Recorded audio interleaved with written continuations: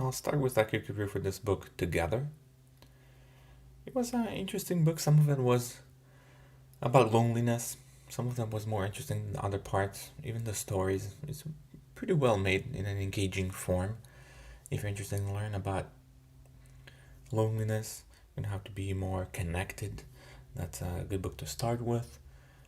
There's a lot of books about the topic. I just picked up this one. I'm sure there is better ones or worse ones. I have felt that there was too many stories in the book, but it was mostly okay. And he spoke about himself a little bit. Overall, I'll give this book 3 out of 5. Nothing crazy, but nothing too bad. It was interesting overall. Let's see the notes.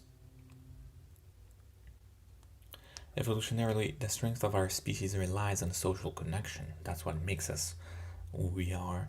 We heavily rely on social connection, therefore, when we don't have it, we're not as strong.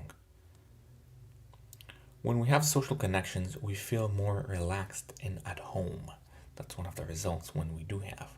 We're more relaxed and we're more healthy in a way.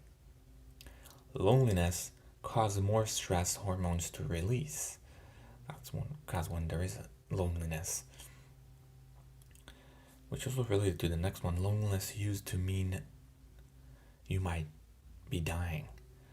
So what it means is usually when you're lonely, you're away of people, you got lost in the woods or some other thing, and usually means that you're about to die. Therefore, you need the stress hormones, going back to that one. So therefore, loneliness usually cause stress hormones to go up, and it's not healthy for us. Collectivist societies tend to have lower rates of loneliness. So probably more in Asia, or collectivist countries usually have lower rates of loneliness because they're more together. There is more emphasis on the collective. Women talk face to face, men talk shoulder to shoulder. There is more loneliness among men. So women talk about face to face, just like a communication thing. You can just talk. But women, the way men talk is shoulder to shoulder, which means that they doing something together. Is either war, or working together. They don't usually talk face to face. Men are the less likely to admit they are lonely due to social norms. It's supposed to be strong, and not. Men are taught to be less emotional and to be more masculine, so they're less likely to admit. Technology pushes us to more convenience and away from people. Less and less, we have to do less and less things in person. We can order online, we can do deliveries, we can do many things without even talking to a person. Social media is comparing our average days to people's best days. Typo here.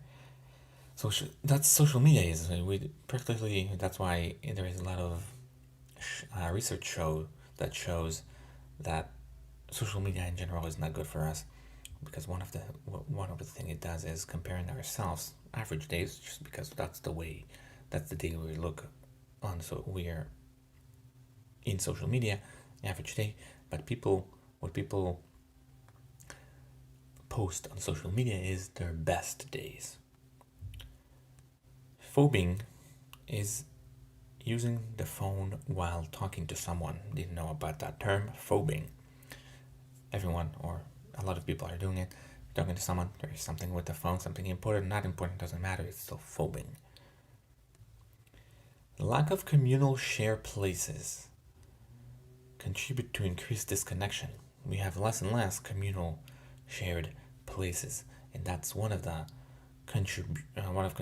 contributors to less or decreased connection. Arguments don't win people; they find their community first. I really like that idea that it's not about the argument itself. I think it's mostly about, it's talking about religion, and could be activists or some other movements. The way you win people is by given their community first. It's not about the argument. I think it's a very strong idea here, because it doesn't matter, because many times even the most rational argument doesn't matter what you're gonna argue with the person, then it's not gonna change their mind.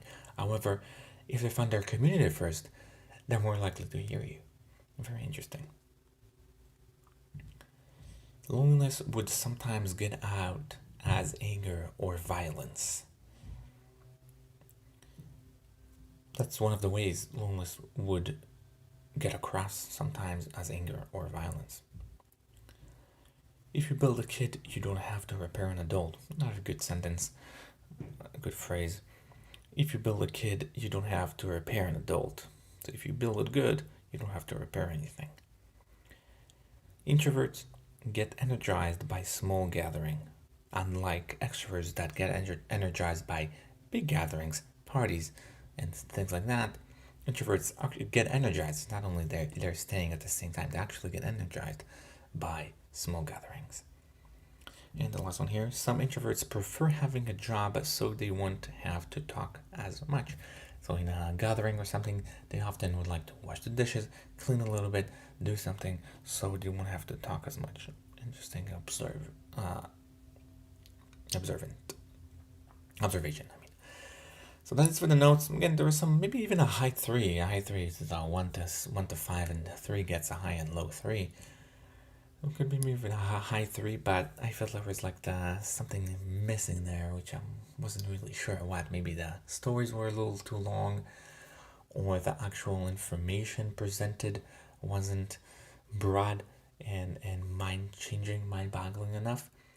Also, I think, maybe that was the part I was a little less content with, is that it was a little too optimistic about how to solve it. I think it's much deeper of a problem and not as easy to solve, but that's my opinion. Thank you.